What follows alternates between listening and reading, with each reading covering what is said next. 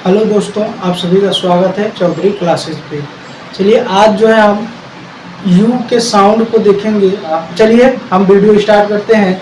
तो यहाँ पर देखिए, जब किसी वर्ड के शुरू में, यहाँ भी क्या कह रहा है, किसी भी वर्ड के शुरू में यू हो और क्या है कि यू के बाद किसी भी व्यंजन से स्वर जुड़ा हो तो वहां पर यू का उच्चारण यू ही होता है।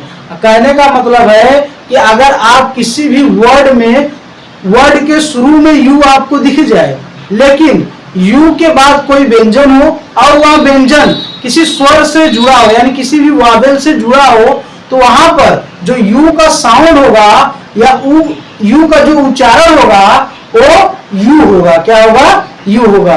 तो इसको और अच्छे से समझने के लिए एक एग्जाम्पल लेते हैं ताकि आपको अंग्रेजी का किताब पढ़ने आसानी से आ जाए। अगर आप प्रयास करेंगे, एक एक अक्षर तोड़कर पढ़ेंगे तो आपको अंग्रेजी पढ़ने आ जाएगा। तो चलिए एक एग्जांपल देखते हैं। UNIFORM, ठीक। तो यहाँ पर हमने लिखा UNIFORM। तो यहाँ पर देखिए कि यू शुरू में है, लेकिन यू के बाद एक कॉन्सोनेंट है और कॉन्सोनेंट से एक वावेल जुड़ा है। तो यही तो नियम कह रहा है कि जब किसी वर्ड के शुरू में यू हो और यू के बाद कोई भी व्यंजन या कॉन्सोनेंट हो और उस कॉन्सोनेंट से वावेल जुड़ा हो तो वहां पर उस यू का उच्चारण यू ही होगा। तो इसको बढ़िया समझते हैं, यानी इस यू को हम क्या पढ़ेंगे? यू ही पढ़ेंगे। और इस यन को हम क्या पढ़ेंगे? आधा न। और आई को हम ई ही पढ़ेंगे, छोटी ई प्लस। अब FORM, इसको आप चाहे तो डायरेक्ट ऐसे मिला इसमें फॉर्म, ठीक। फॉर्म क्या कह सकते हैं? फॉर्म।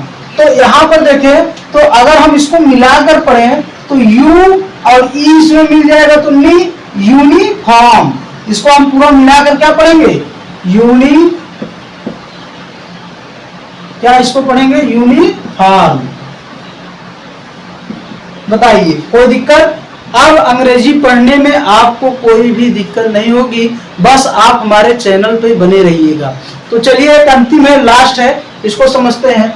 ये क्या कह रहा है कि जब किसी वर्ड के बीच में यू हो, यहाँ पे क्या कहना है कि अगर किसी भी वर्ड के बीच में आपको यू दिख जाए और उस यू के आगे पाछे दोनों तरफ कॉन्सोनेंट हो तो वहां पर यू का उच्चारण अ होगा। क्या होगा? अ। कहने का मतलब है, जैसे यहाँ पर एक एग्जाम्पल देखिए तो आपको और अच्छा समझ में आएगा।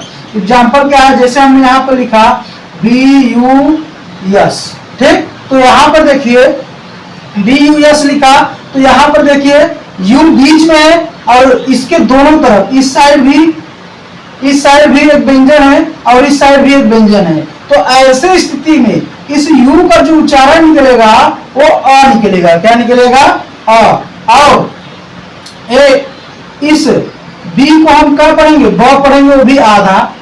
और इस यस को हम पूरा स पढ़ेंगे। क्यों?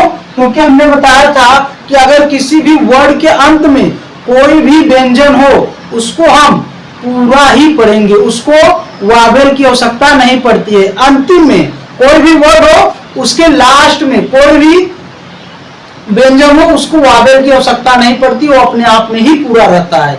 लेकिन शुरू में हो, बीच में हो तो उसको वावेल की आवश्यकता पड़ती है, ठीक है। तो यहाँ पर अगर हम इस अ को ब में जोड़ दें तो आधा ब में जोड़ दें पूरा ब हो जाएगा। तो ये इसको हम क्या पढ़ेंगे? बस। पूरा मिलाकर क्या पढ़ेंगे? बस। तो उम्मीद है कि आपको वीडियो पसंद आ रही हो। यदि पसंद आ रही है तो उसको लाइक, शेयर एंड सब्सक्राइब कीजिए। चलिए मिलते हैं नेक्स्ट वीडियो में।